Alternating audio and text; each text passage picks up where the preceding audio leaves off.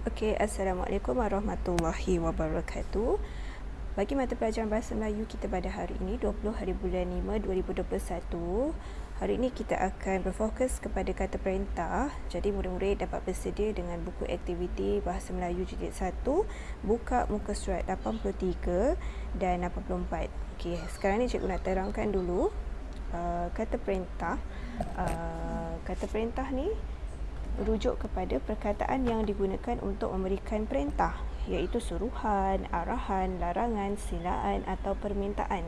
Okey, contohnya ialah sila, tolong, minta dan beberapa contoh lain yang ada dalam buku aktiviti ini. Okey, sekarang ni kita akan bercerita tentang tika mengkuang. Okey, murid-murid pernah tak tahu atau kenal tika mengkuang? Okey, kalau murid-murid tak pasti, okey, murid-murid boleh Google, okey. Tulis sahaja, type saja tika mengkuang. Okey, tika mengkuang ni ada pelbagai jenis rekaan, corak kan. Dekat sini ada pelbagai jenis tika mengkuang dan pelbagai warna. Tika mengkuang ni biasanya digunakan untuk membuat apa-apa aktiviti yang perlu kita duduk di lantai.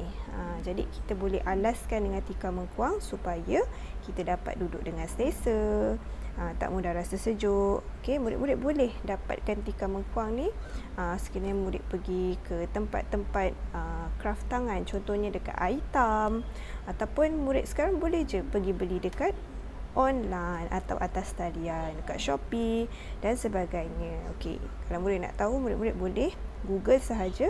Di Google type tika mengkuang. Ada pelbagai jenis tika mengkuang. Okey, sekarang ni kita nak belajar berkenaan dengan tika mengkuang berdasarkan gambar.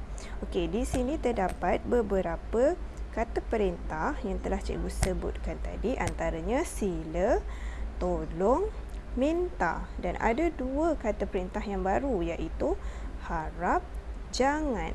Okey, murid-murid mesti selalu guna kata perintah ini ataupun pernah dengar kata perintah ini, sama ada melalui cikgu ataupun melalui guru-guru maupun orang-orang di sekeliling. Betul tak? Okey, sekarang ni cikgu nak terangkan sila, harap, tolong, jangan. Okey, sila. Sila ni merujuk kepada perintah atau arahan lah. Dan harap, okey, harap juga merujuk kepada harapan. Apa yang kita mahukan. Tolong, meminta pertolongan daripada seseorang untuk melakukan sesuatu arahan atau sesuatu permintaan. Okey, jangan ni ialah maksudnya ialah tidak boleh lakukan sesuatu perkara itu kerana ia boleh menyebabkan keburukan kepada sesuatu perkara. Okey, minta pula merujuk kepada arahan atau perintah. Apa yang kita nak seseorang itu lakukan untuk kita. Okey, sekarang ni berpandukan kepada gambar-gambar yang ada dalam buku aktiviti ini. Jika kamu lihat pada gambar yang pertama, okey, gambar pertama ni ialah merupakan situasi seseorang sedang membuat tika mengkuang. Okey, kita lihat pada ayatnya. Ambilkan nenek daun mengkuang di ampaian itu. Ambilkan nenek daun mengkuang di ampaian itu. Maksudnya nenek nak apa? Minta tolong. Okey, kalau minta tolong mesti menggunakan kata perintah ya, tolong. Tuliskan di situ. Okey, pada ayat pertama. Okey, untuk ayat yang kedua. Okey, untuk ayat yang kedua. Okey, situasi gambar ni ialah seorang nenek sedang membuat tika mengkuang. Okey, apakah kata perintah yang sesuai? Kita lihat pada ayatnya, ikut cara yang nenek buat. Ikut cara yang nenek buat. Maksudnya nenek tunjukkan pada cucu untuk buat sama macam mana nenek buat, cara yang betul. Okey, jadi kata perintah yang sesuai ialah ya, sila. Sila. Okey, typekan sila. Maaf cikgu type. Kamu tulis di dalam buku kamu dengan huruf besar di awal ayat. Sebab itu adalah awal ayat, jadi mesti huruf besar. Untuk ayat ketiga, kita lihat pada ayat ni. Kita lihat pada ayat ni, buat begitu Hana, nanti daun mengkuang terputus. Cikgu ulang semula. Buat begitu Hana, nanti daun mengkuang ini terputus. Terputus maksudnya tak boleh buat macam tu. Kalau tak, ia akan menjadikan daun mengkuang tadi terputus. Jadi tak terhasillah tika mengkuang tu. Jadi bila larang atau minta seseorang tu tak boleh buat sesuatu perkara tu, kita gunakan kata perintah. Ya, jangan, pandai. Tuliskan pada ayat tersebut. Jangan buat begitu Hana, nanti daun mengkuang ini terputus. Kita lihat pada gambar yang keempat. Gambar yang keempat ini. Ni gambar keempat ni. Kamu dapat hasilkan tika mengkuang yang kemas Hana. Jadi nenek berpesan, nenek mengharapkan sesuatu agar Hana dapat hasilkan tika mengkuang yang cantik, yang kemas. Apa kata perintah yang sesuai? Ya, harap. Tuliskan pada ayat nombor 4. Kamu tuliskan harap. Harap kamu dapat hasilkan tika mengkuang yang kemas Hana. Gambar yang kelima merujuk kepada Hana sedang hamparkan. Hamparkan ni maksudnya apa? Cuba kamu lihat sini. Cuba kamu lihat di sini. Hampar. Apa maksud hampar? Hampar ni maksudnya bentangkan. Bentangkan tika. Bentangkan apa lagi selain tika? Bentangkan alas meja atau apa-apa sifat yang lebih kurang sama dengan tika. Hamparkan kapet, permaidani. Kita tengok ayat yang kelima. Ni hamparlah ni. Hampar ni bentangkan. Kamu hamparkan tika ini di ruang tamu Hana.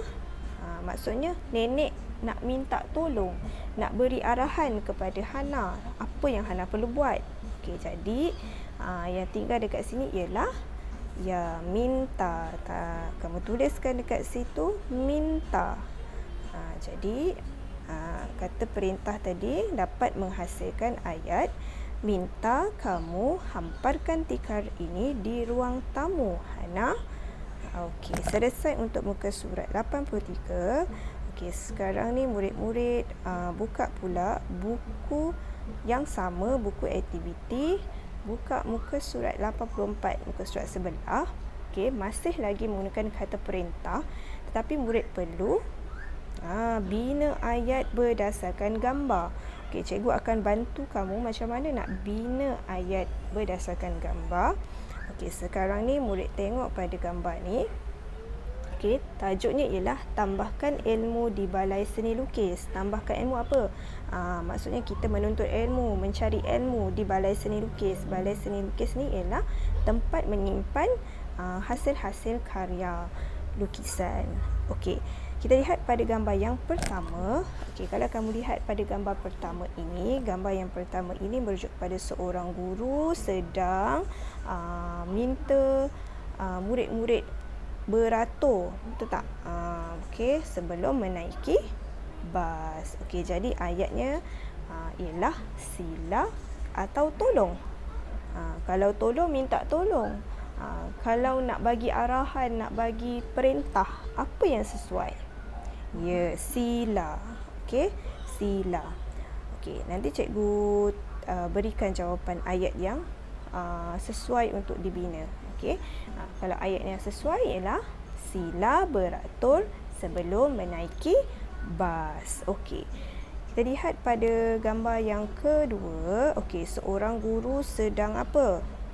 Sedang memberikan arahan. Jadi murid-murid di sekeliling ini mesti beri apa kalau cikgu beri arahan? Ya, mesti memberikan perhatian. Okey, sama ada tolong atau harap. Apa yang sesuai? Okey, haraplah jawapan yang sesuai. Sebab kita cikgu nak murid-murid semua beri perhatian. Okey, untuk gambar yang ketiga, seorang lelaki sedang membuat catatan.